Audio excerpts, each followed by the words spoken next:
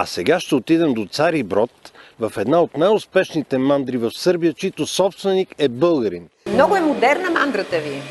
Ние сме една от 9 мандри в Сърбия, а е единствена от малките мандри и средни мандри, която има разрешително за износ за Европейския съюз. Трудно ли ви беше да се преборите за този сертификат? 2 години работа. И нашата схема не е да работиме голями количества, но да работиме качествено. Нашето мляко е супер квалитет.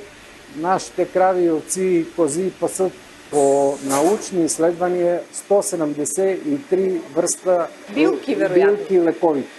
Сега, все пак сме в Стара планина, нали? Да, Западните дялове на Стара планина. Целото млеко ни е от Стара планина и от подножието на Стара планина. И това е нашата философия. Здраво, здраво и само здраво. Естествено, няма изкуствено и в една държава има хора, които искат да купат нещо натурално. Аз имам такива купувачи.